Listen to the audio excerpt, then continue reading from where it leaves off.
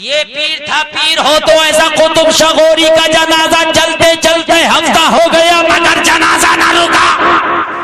अब मुरीद भी पक्के मुरीद थे, जनाजे को लेके चलते रहे जनाजा नहीं रुका तो ये भी नहीं रुके, चलते चलते महीना गुजरा मगर जनाजा ना रुका, 2 महीना गुजरा जनाजा ना रुका, 10 महीना गुजरा जनाजा ना रुका। जुमले पे गौर करते चले जाना और तारीख पढ़ना तो पता चलेगा। 1 साल गुजर गया जनाजा ना रुका, 2 साल गुजर गया जनाजा ना रुका, 3 साल गुजर गया जनाजा ना रुका, 4 साल गुजर गया जनाजा ना रुका, 5 साल गुजर गया जनाजा ना रुका, 8 साल गुजर गया जनाजा ना रुका, 10 साल गुजर गया जनाजा ना रुका, 10 साल गुजर गया जनाजा ना रुका। अब बताइए अगर मुर्दा मानो तो मुर्दे को 3 दिन रोक के देखना, बुरी आने लगे, बॉडी गल जाएगी, जिस्म सड़ जाएगा। लेकिन मुरीदों का कौल है कि अल्लाह की कसम जितना टाइम गुजर रहा था पीर के जनाजे से खुशबू उतनी ही ज्यादा आ रही थी।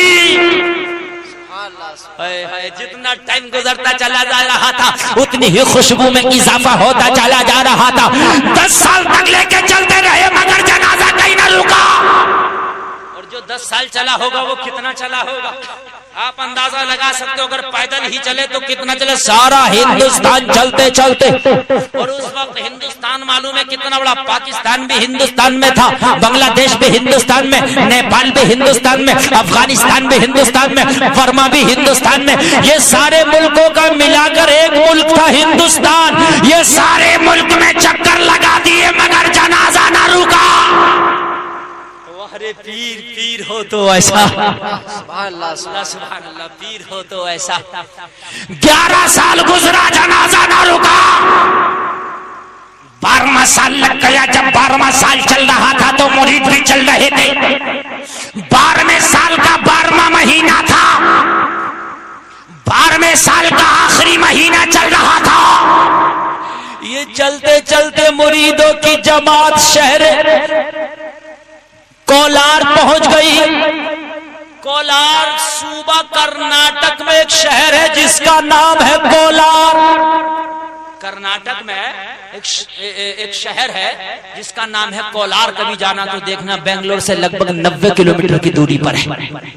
ये कोलार पहुंच गए और जब दोपहर हुआ इन्हें भूख लगी, नमाज़े ज़ोहर अदा करना था तो मुरीदों के अंदर जो अमीरे जमात था उसने कहा कहीं ऐसी जगह जनाजा रखो जहां पानी का तालाब हो, पानी का इंतजाम हो ताकि वुजू करे, नमाज़े ज़ोहर पढ़ ले और जब खाना खाएं तो पानी पी ले। शहर कोलार तक कहा ये शहर है, कहीं ना कहीं पानी का कुआं होगा या पानी का कोई तालाब होगा या पानी का कोई हौज होगा, वहीं पर जनाजे को रख दिया जाएगा, नमाजें पढ़ी जाएंगी। मेरे प्यारे गौर करना, जब शहर में तलाश करते करते एक जगह पहुंचे तो एक मंदिर नजर आया। मंदिर के जब करीब पहुंचे तो क्या देखा, मंदिर के पास में एक तालाब था जहां पे पुजारी लोग आकर उसका पानी पिया करते थे। मंदिर में पूजा करने वाले लोग आकर उस हौज का पानी पीते थे। मंदिर के करीब में एक हौज था। अमीर जमात ने कहा ये पानी का हौज नजर आ रहा है,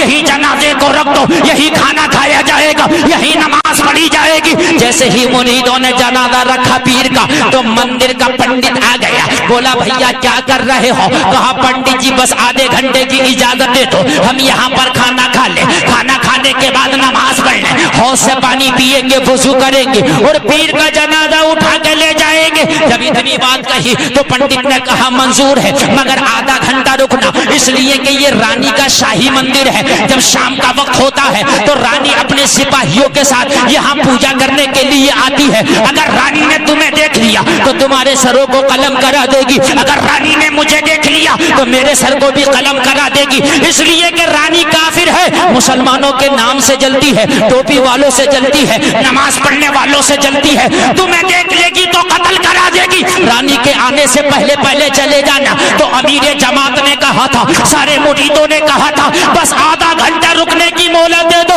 आधा घंटा के बाद चले जाएंगे। अब अमीर जमात ने जनाजे को रखवा दिया। सारे लोग वुजू कर रहे हैं, वुजू करने के बाद नमाज ज़ोहर पढ़ रहे हैं, सारे लोग खाना खा रहे हैं, उसी तालाब से पानी पी रहे हैं। पंडित जी करीब आके बोले, ए मुसलमानों सुनो सुनो, तुमने नमाज भी पढ़ लिया है, तुमने खाना भी खा लिया है, तुमने वुजू भी कर लिया है, तुमने पानी भी पी लिया है। अब मैं तुम्हारे आगे हाथ जोड़ता हूँ, अभी इस यहाँ से मंदिर की हुदूद से दूर चले जाओ, इसलिए कि शाम होने वाली है, रानी की आमद का टाइम हो गया। अगर रानी ने तुम्हें देख लिया तो मेरा सर भी कलम करा देगी, तुम्हारे सर भी कलम करा देगी। प्यारे तारीख गवाह है, 12 साल के बाद, नमाज पढ़ने के बाद, खाना खाने के बाद, जब मुरीदों ने पीर का जनाजा उठाया तो 4 ने उठाया ना उठा, 8 ने उठाया ना उठा, 10 ने उठाया ना उठा, 40 ने उठाया मगर जनाजा ना हिला। अरे जरा बोलो, 40 ने उठाया, अब जनाजा ना उठा। 12 साल हो गया था, चलते चलते बात भूल गए थे पीर की। अमीर जमात को याद आ गया। अमीर जमात बोला क्या भूल गए, 12 साल हो गया। अरे पीर ने कुछ कहा था। कहा अमीर जमात क्या कहा था जरा तुम बताओ। अमीर जमात बोला पीर ने विसाल से पहले कहा था जब इंतकाल हो जाए तो जनाजा लेके चलना और मेरा मजार वहां बनाना जहां जनाजा रुक जाए।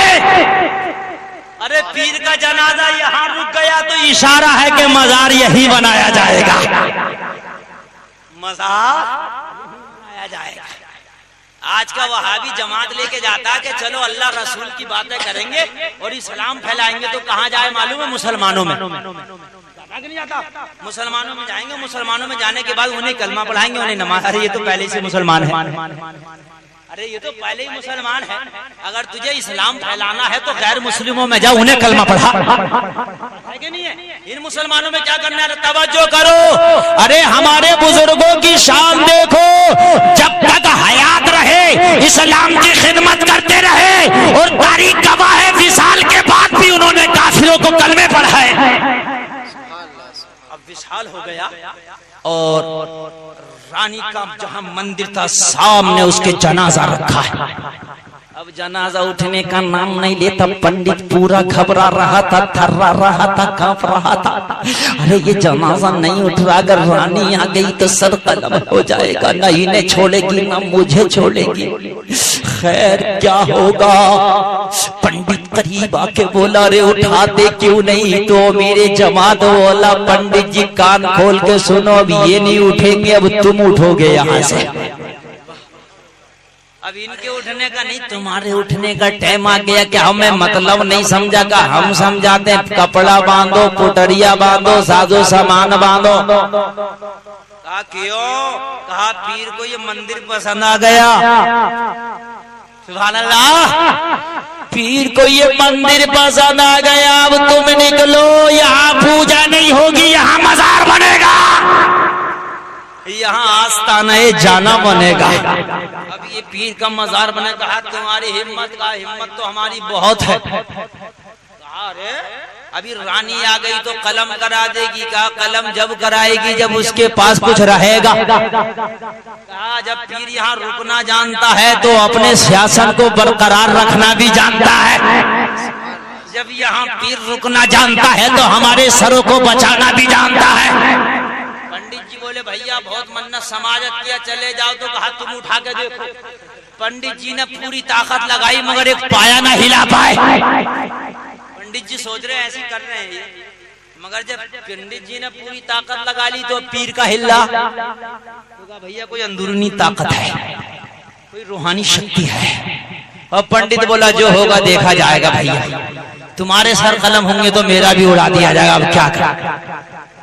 पंडित खड़ा था, सारे मुरीद खड़े हैं, शाम का वक्त आ गया, रानी अपने सिपाहियों के साथ शाही मंदिर में आ रही है।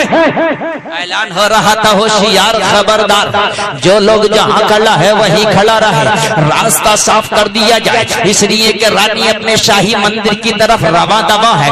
रानी की आमद है, रानी पूजा करने के लिए आ रही है।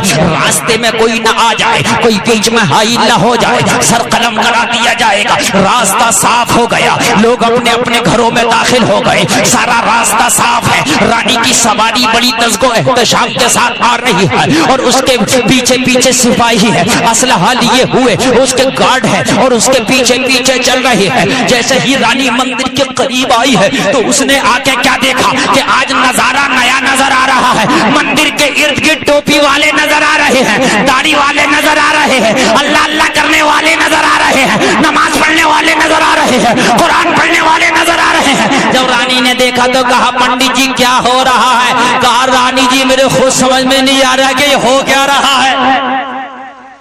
कहा, ये बताओ ये करा कौन रहा है? कहा, ये जो लेटे है।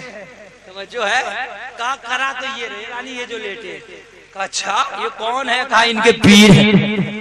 कहा, इन्हें उठाओ। तो कहा, हमने तो उठा लिया, तुम और बची हो।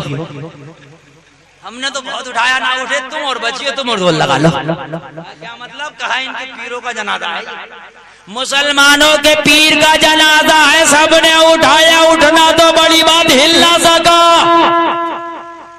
रानी, मैंने इतना जोर लगाया कि मैं खुद दुनिया से उठने वाला था, मगर उठना तो बड़ी बात, एक पाया न हिला। अरे जब ज्यादा जोर लगाएगा आदमी तो खुद उठ जाएगा। तो मैंने बहुत कर लिया, मेरा हिसाब करो या किताब, सर काटो या सूदी चढ़ाओ। भैया ये यहाँ से नहीं हट रहे, हम तुम हटा कर देखो। रानी ने जब देखा तो सिपाहियों से कहा, जनाजा उठाओ और मंदिर की हुदूद से बाहर फेंक दो। सिपाही आगे बढ़े, सारे सिपाहियों ने जनाजे के चारपाई को पकड़ा, उठाना चाहा, लेकिन अल्लाह की कसम तारीख गवाह है, उठना तो बड़ी बात थी। रानी के सारे सिपाही जोर लगा रहे थे। रानी इस मंजर को अपनी निगाहों से देख रही थी, सारे मुरीदीन इस मंजर को अपनी निगाहों से देख रहे थे। सारा जोर लगा दिया, मगर सारे सिपाहियों से कुतुब शाह गौरी का एक पाया ना हिला। हिला ही नहीं, हिला ही नहीं। रानी से सिपाहियों ने भी जवाब दे दिया, सस्पेंड करो या छोड़ो, हमारे बस की बात नहीं है, हमारे बस की बात नहीं है, ये कोई अंदरूनी शक्ति है। रानी बड़ी जिद्दी थी, मानने वाली नहीं थी। वो पुराना दौर था, बिल्डोजर नहीं था, ट्रैक्टर नहीं था। आज का वो दौर होता, गांव की बात होती तो कहते ट्रैक्टर लाओ, नहीं कहते सबसे ज्यादा ताकतवर चीज गांव में ट्रैक्टर ही तो होती है। ट्रैक्टर लाओ, इसकी हेडरोली में जंजीर बांध के खींचेंगे, कहते नहीं कहते। और अगर शहर की बात होती तो कहते अच्छा बिल्डोजर लाओ, बिल्डोजर से उठवाएंगे। मगर ना बिल्डोजर था ना ट्रैक्टर था। उस वक्त सबसे ज्यादा ताकतवर चीज अगर कोई थी तो रानी के पास हाथी थे। बादशाहों के पास हाथी होते। रानी ने कहा हाथियों को बुलाओ।